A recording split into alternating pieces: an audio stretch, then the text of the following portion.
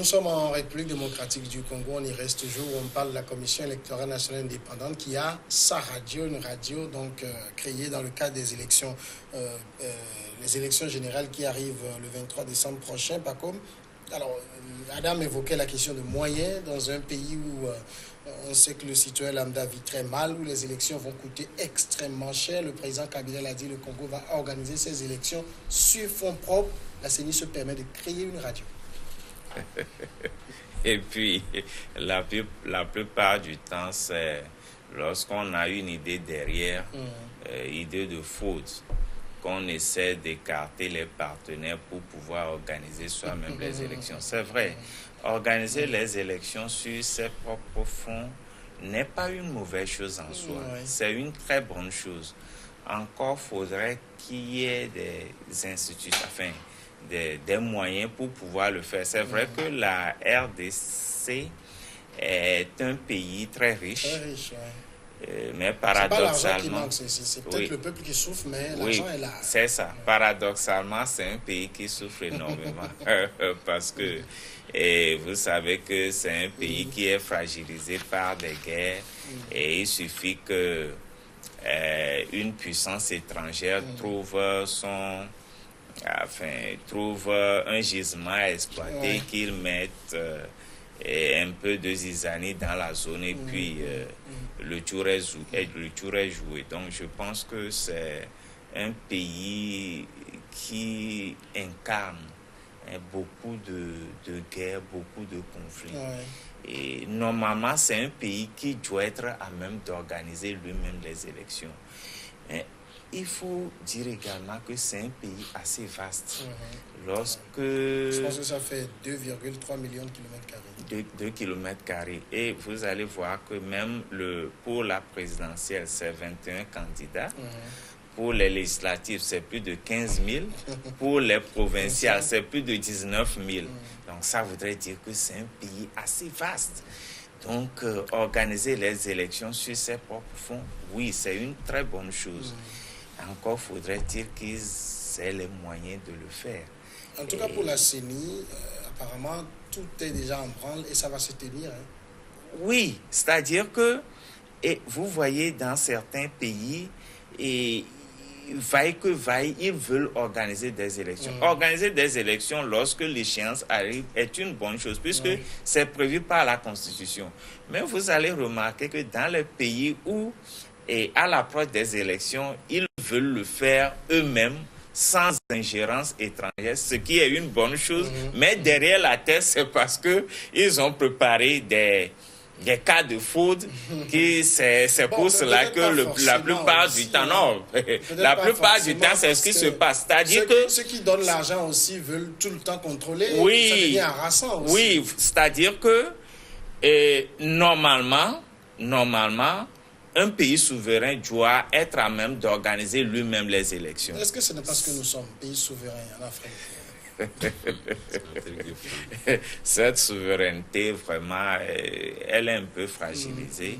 Elle est un peu fragilisée du moment où nous ne sommes pas véritablement indépendants. C'est-à-dire que nous avons la façade. Nous présentons une façade d'indépendance, mais en réalité, nous ne sommes pas indépendants parce que c'est vrai que quand vous allez dans les pays africains, pratiquement toutes les institutions sont en place, mais la plupart du temps, c'est une démocratie de façade. Je dis la plupart du temps. Je ne dis pas que tous les pays présentent cet aspect-là, mais la plupart du temps, c'est ce qui se passe.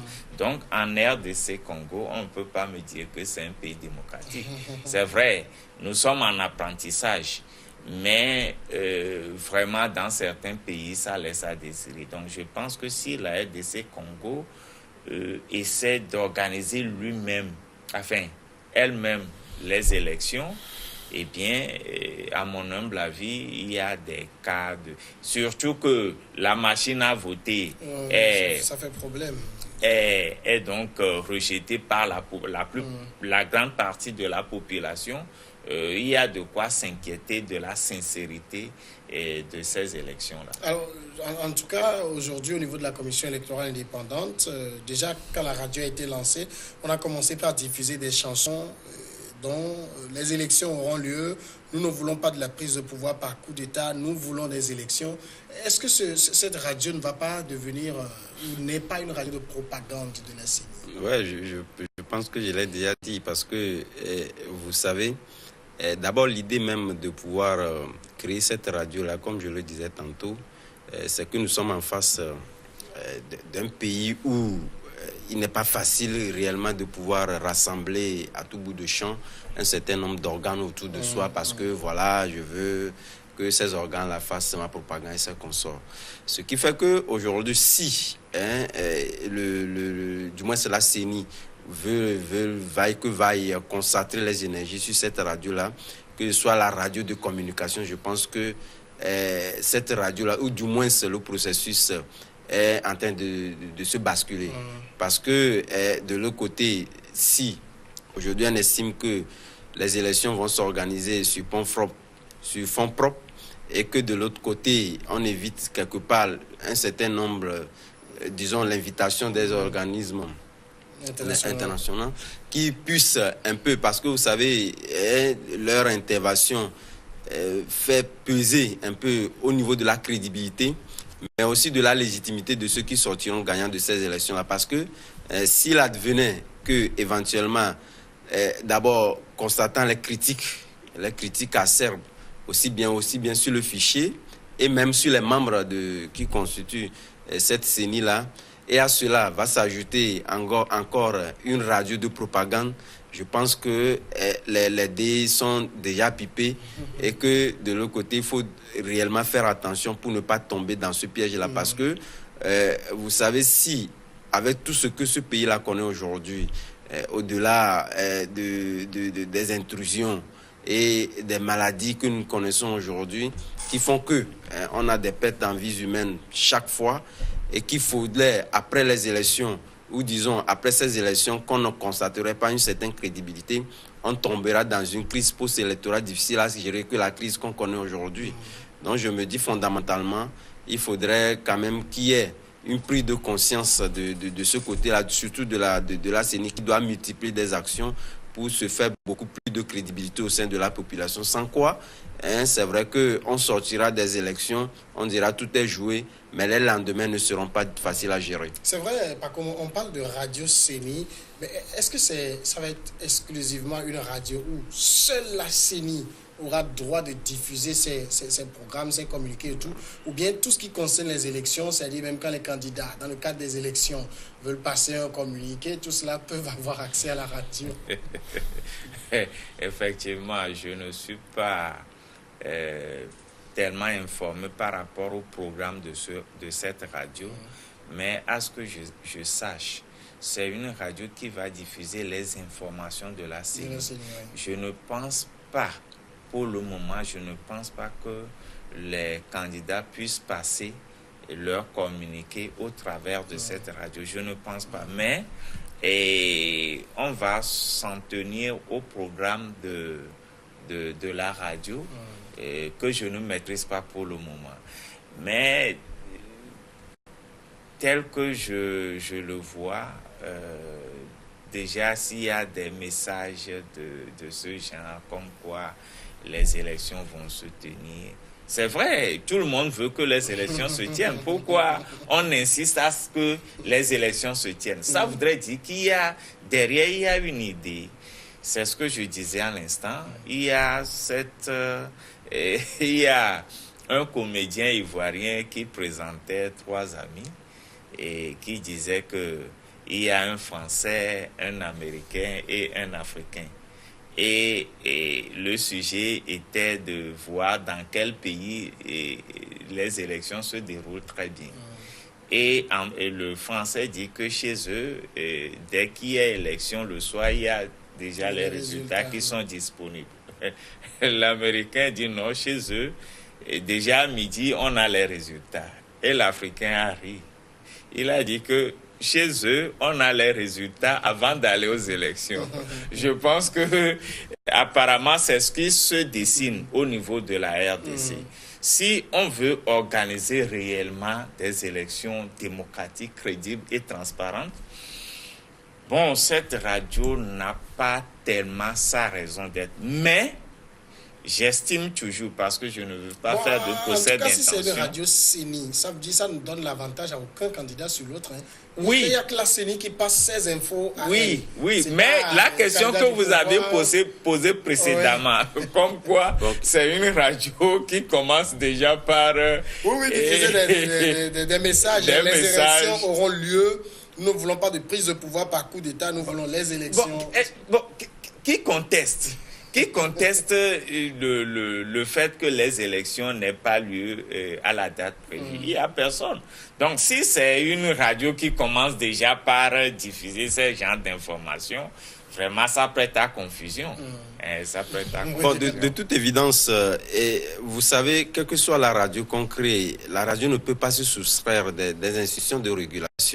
Si il advenait aujourd'hui, nous sommes, disons, à une période d'avant les élections, et lorsque le moment serait venu pour que l'institution de régulation puisse agir, je pense qu'on ne peut pas faire une politique de deux poids, deux mesures. C'est vrai que la CENI, on a tendance à lui prêter cette indépendance, cette autonomie, mais je pense que c'est à la limite des institutions de la République. Et comme quoi, lorsque le moment serait venu, comme on a l'habitude de les réguler, et il sera aussi question, parce que d'abord c'est une radio institutionnelle, ça voudrait dire que cela rentre dans une radio officielle. Et le moment serait venu à ce qu'ils puissent quand même prêter leur micro à tous les candidats qui passeront comme cela se fait partout. Il ne peut pas se soustraire de cette règle-là, de toute évidence. Bon, ça dépend aussi du cahier de charge. Non, mais de toutes les façons, on connaît, puisque d'abord les institutions... Non, peu importe. RDC, non, peu importe c'est ma radio, je veux donner des informations vraies. Ce n'est pas possible, mais pendant les périodes électorales et au vu des conséquences que cela rejaillit sur la population, je pense que pendant ce moment-là, l'institution doit le réguler et au finish, il peut continuer par faire sa propagande comme bon le semble. Mais au moment électoral, il ne peut pas se soustraire. Alors, il faut aussi se demander si ça va être des journalistes professionnels qui vont être animateurs, parce qu'ils n'auront pas grand-chose à faire. Ils n'auront qu'à lire les communiqués et à passer les chansons. Non, tu ne maîtrises pas leur programme. Tu ne maîtrises pas leur programme. Quand vous dites qu'ils ne vont faire que des communiqués, des chansons, je ne pense pas. Parce que par rapport au programme, parce que lorsque les radios vont essayer de diffuser les communiqués, de faire des reportages sur les candidats, autant se rabattre sur les médias officiels. Puisque c'est le rôle des médias officiels, en fait. C'est de faire en sorte que tous les candidats puissent passer leur message, leur reportage. Mais si la radio de la CENI va faire la même chose, je ne vois pas l'importance de cette radio. Mais je pense que, tel que je l'ai dit au début, je ne veux pas faire de procès d'intention.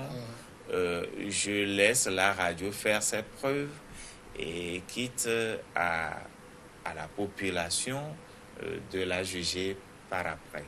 Parce que une radio de la CENI serait une bonne chose dès lors que du matin au soir, on ne fait que diffuser les informations relatives à comment voter et quelles sont les dispositions qu'il faille prendre avant de voter. Enfin, diffuser des informations toute la journée, peut-être une information si le président fait une sortie. Là, c'est grave. Comme ça. Là, c'est grave. Non, si c'est comme ça, puisque dans la plupart des pays africains, il n'y aura rien à faire. Non, c'est toujours comme ça. Vous savez, Donald Trump en a fait la même chose. Il a fait la même chose lorsqu'il a senti que toute la presse pratiquement américaine était contre lui. Bon, c'était pas contre lui. Je pense que ce sont les analystes qui n'appréciaient pas.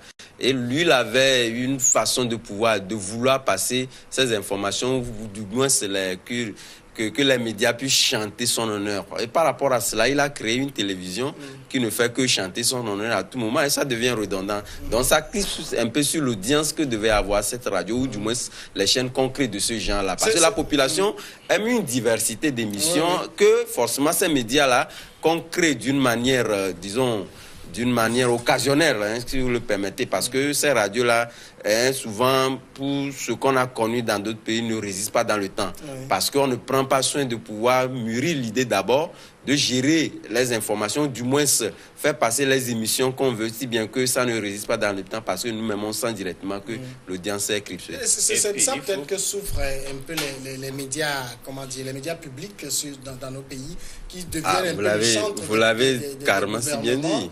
Et donc, les gens ne s'y intéressent plus, là. Oui, c'est ça. C'est ce que j'avais dit. C'est-à-dire qu'au niveau des médias publics, c'est vrai que la CENI et l'institution de régulation des médias essaient de donner des temps d'antenne aux candidats. Mais si vous voyez bien, ce sont les messages du chef de l'État qui passent pour la plus grande partie du temps. Et qu'est-ce qui se fait habituellement lorsque le chef de l'État fait des inaugurations ici et là? On essaie de diffuser ces informations, ce qui est normal.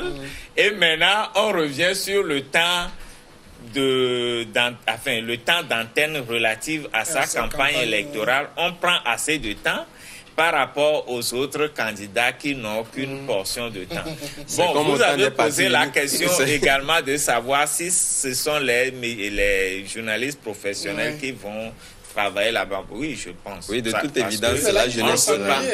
Non, mais l'essentiel, est-ce que vous avez tout le temps parlé d'information dans un seul sens? Non, je ne vois pas pourquoi vous voyez déjà petit le programme de cette radio. Je pense qu'avant de mettre en place cette radio, c'est des gens qui ont mûri l'idée, qui ont vu la nécessité en fait, pour le moment. En fait, cette radio-là se présente comme une radio thématique.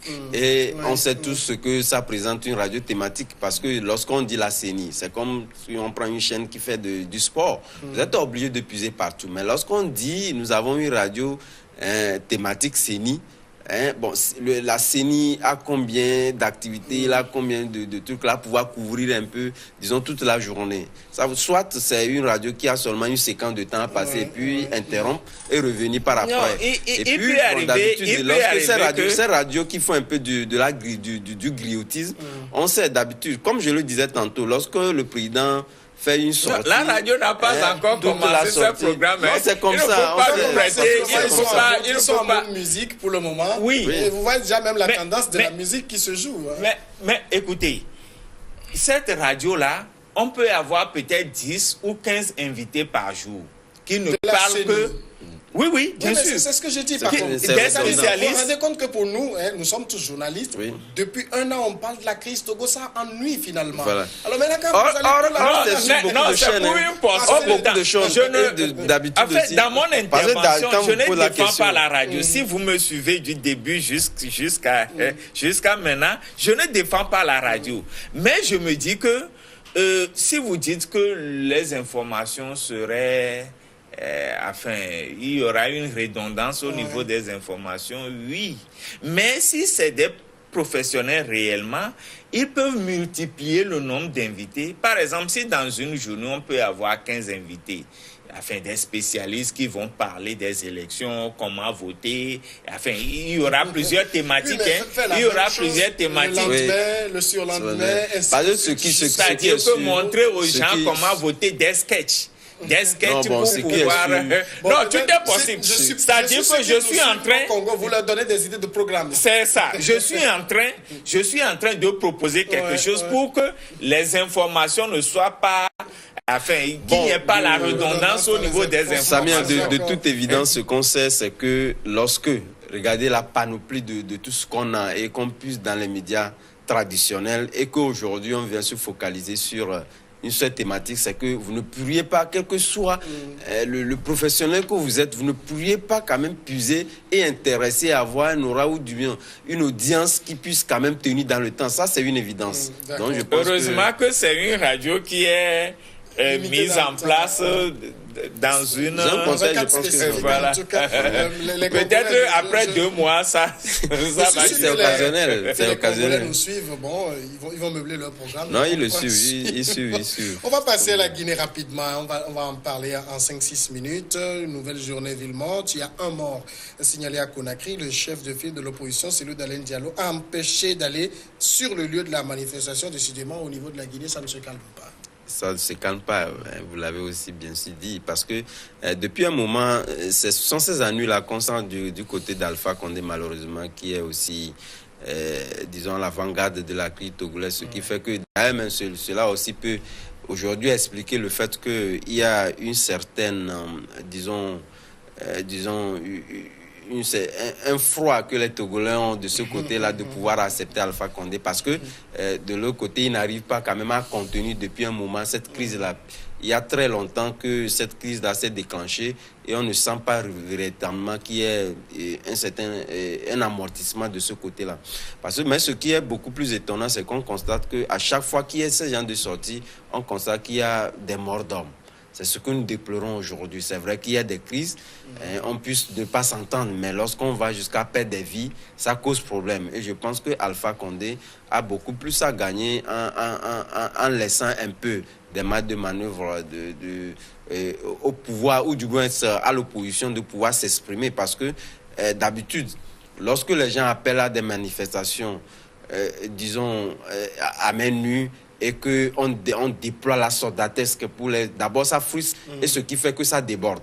Et je pense que de ce côté-là, Alpha Condé devait faire beaucoup d'efforts, parce qu'aujourd'hui, il est au-devant d'une crise aussi qui commence par ne plus intéresser, et qu'il a intérêt à pouvoir décrisper la situation. Par contre, comment vous expliquez quand même que chaque mot d'ordre de l'opposition, malgré les morts qu'il y a, sont toujours suivis? Oui, c'est parce que quelque part, le peuple est fatigué de la gouvernance d'Alpha Condé, parce que vous savez, dès lors que vous appelez les gens à manifester, que les gens répondent massivement, ça voudrait dire que c'est le baromètre qui prouve que le peuple en a marre. Je pense que Alpha Condé doit essayer c'est en 2020, je pense qu'il finit. Mais il a quand même des idées, apparemment il a envie d'un 3e mandat. Oui, c'est-à-dire que ce n'est pas parce que vous faites bien que vous allez essayer de proroger votre mandat. C'est-à-dire que vous pouvez laisser quitter le pouvoir tout en constituant un creuset de pensée pour les générations futures, pour les futurs chefs. Beaucoup de dirigeants africains n'aiment pas ça. Oui, ça doit rentrer dans les habitudes. C'est vrai que le pouvoir corrompt. C'est vrai que quand vous arrivez au pouvoir avec ces délices, et ça... Mais il faut en arriver là. Il faut essayer de faire en sorte que les pays africains, les dirigeants africains acceptent de quitter le pouvoir à la fin de leur mandat. Je ne vois pas pourquoi. Dans les autres pays, est-ce qu'il n'y a pas cette délice-là? Il y en a. Mais comme c'est rentré dans les habitudes, je pense qu'il est temps que l'élite africaine essaie de faire en sorte que cette façon d'intégrer, enfin, le fait d'intégrer cela dans les habitudes soit réaliste. Et dire qu'il va faire un 3e mandat, je pense aujourd'hui que... De toute façon, Alpha Condé a toujours montré son hostilité contre la limitation des mandats. Ce n'est pas une bonne chose. Puisque dans la Constitution, il y a limitation de mandat. Je ne vois pas pourquoi les gens ne sont pas respectés. De toutes les façons, aujourd'hui, qu'est-ce qui exacerbe la crise en Guinée?